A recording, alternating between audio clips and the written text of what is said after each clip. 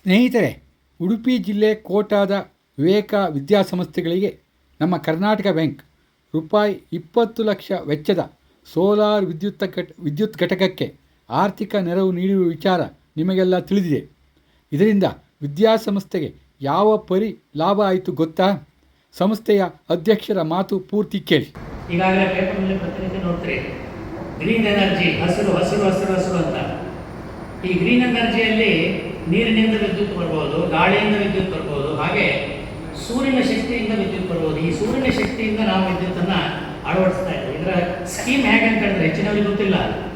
ಆ solar energy ನಾವೇನು production ಮಾಡ್ತೇವೆ ಅದೇ ನಮಗೆ ಸಿಗ್ತದೆ ಅಂತ ಹೇಳಿಸಿದ್ರೆ ಅದನ್ನು ನಾವು ಉಪಯೋಗಿಸಲಿಕ್ಕೆ ಸಾಧ್ಯ ಇಲ್ಲ. ಅದು ಬಂದದ್ದು ಸೀದಾ ನಮ್ಮ ಎಲೆಕ್ಟ್ರಿಸಿಟಿ ಗ್ರಿಡ್ಗೆ, ಮೇನ್ ಗ್ರಿಡ್ಗೆ ಹೋಗ್ತದೆ. ಅದಕ್ಕೆ ಮೀಟರ್ ಅಳವಡಿಸಿದ್ದಾರೆ. ಎಷ್ಟು ಯೂನಿಟ್ ನಾವು ಪ್ರೊಡ್ಯೂಸ್ ಮಾಡಿ ಅವರಿಗೆ ಕಳಿಸಿದ್ದೇವೆ ಅಂತ ರೆಕಾರ್ಡ್ ಇರ್ತದೆ. ನಾವು ಉಪಯೋಗಿಸುವಂಥ ವಿದ್ಯುತ್ತು ಮೆಸ್ಕಾಮಿಂದ ಬರುವ ವಿದ್ಯುತ್ತೆ. ಕರೆಂಟ್ ಹೋದರೆ ನಮ್ಮ ಜನರೇಟರ್ನೇ ನಾವು ಅಳವಡಿಸ್ಬೇಕು. ಈ ವಿದ್ಯುತ್ ನಾವು ಏನು ಪ್ರೊಡಕ್ಷನ್ ಮಾಡ್ತೇವೆ ಅದು ನಮ್ಗೆ ಸಿಗೋದಿಲ್ಲ. ಆದರೆ ಮಂತ್ ಎಂಟದಲ್ಲಿ ನಮಗೆ ಏನು ಬಿಲ್ ಬರ್ತದೆ, ನಮ್ಮ ಕನ್ಸಂಪ್ಷನ್ಗೆ ಏನು ಬಿಲ್ ಬರ್ತದೆ, ಅವರಿಗೆ ನಾವು ಕಳಿಸಿಕೊಟ್ಟ ಎಷ್ಟು ಯೂನಿಟ್ಸ್ ಆಗಿದೆ ಅದರ ಬಿಲ್ ಬರ್ತದೆ. ಅದರ ಡಿಫರೆನ್ಸ್ ಏನುಂಟು, ಪ್ಲಸ್ ಆರ್ ಮೈನಸ್, ಅದು ಜಾಸ್ತಿ ಇದ್ದರೆ ಅವರೇ ನಮಗೆ ಹಣ ಕೊಡ್ತಾರೆ. ಚಾರ್ಜಸ್ ಕಡಿಮೆ ಇರ್ಬೋದು. ನಮ್ಮ ಹತ್ರ ಚಾರ್ಜ್ ಮಾಡೋದಕ್ಕಿಂತ ಅವರು ನಮಗೆ ಕೊಡೋ ಚಾರ್ಜ್ ಕಡಿಮೆ ಇರುತ್ತೆ. ಯೂಶ್ವಲಿ ಅದು ಬಿಸ್ನೆಸ್ ಕಡಿಮೆ ಇರ್ಬೋದು.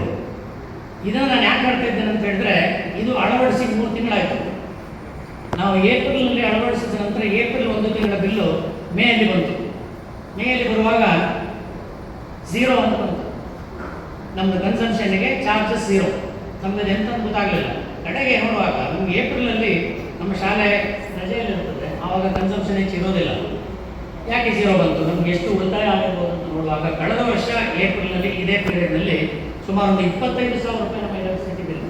ಅಂದರೆ ನಾನು ಇದನ್ನು ಯಾಕೆ ಹೇಳ್ತಿದ್ದೇನೆ ಅಂತ ಹೇಳಿದ್ರೆ, ಈ 30 kVಯ ಘಟಕವನ್ನು ನಾವು ಅಳವಡಿಸಿದ್ರಿಂದ ಕಡಿಮೆ ಅಂದರೆ ತಿಂಗಳಿಗೆ 25,000 ರೂಪಾಯಿ ನಮಗೆ ಉಳಿತಾಯ ಆಗ್ತದೆ.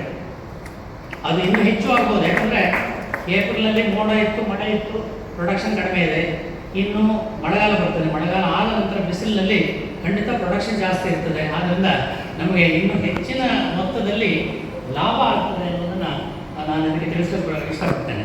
ಹಾಗೆ ಬ್ಯಾಂಕಿನವರ ಲೆಕ್ಕಾಚಾರದಂತೆ ನಮಗೆ ಅವರು 20 ಲಕ್ಷದ ಘಟಕವನ್ನು ಧರ್ಮಕ್ಕೆ ಕೊಟ್ಟದ್ದಲ್ಲದೆ ಪ್ರತಿ ತಿಂಗಳಿಗೆ ಸುಮಾರು ಕಡಿಮೆ ಅಂದರೆ 25,000 ರೂಪಾಯಿ ಬಡ್ಡಿ ಕೊಡುವಾಗ ವ್ಯವಸ್ಥೆ ಆಗಿದೆ. ಅಂದರೆ ವರ್ಷಕ್ಕೆ 3 ಲಕ್ಷ ರೂಪಾಯಿ ಖಂಡಿತ ನಮಗೆ ಕರ್ನಾಟಕ ಬ್ಯಾಂಕಿನವರು ಬಡ್ಡಿ ಕೊಟ್ಟಾಗ ಆಗ್ತದೆ ಅಂತ ಹೇಳಲಿಕ್ಕೆ ಭಾಳ ಸಂತೋಷ ಪಡ್ತೇನೆ. ಇದಕ್ಕಾಗಿ ನಮ್ಮ ಆಡಳಿತ ಮಂಡಳಿಯ ಪರವಾಗಿ, ನಮ್ಮ ವಿದ್ಯಾರ್ಥಿಗಳ ಪರವಾಗಿ, ಅಧ್ಯಾಪಕರ ಪರವಾಗಿ ನಾನು ಕರ್ನಾಟಕ ಬ್ಯಾಂಕನ್ನು ಎಷ್ಟು ಹೊಗಳಿದರೂ ಸಾಕಾಗುವುದಿಲ್ಲ.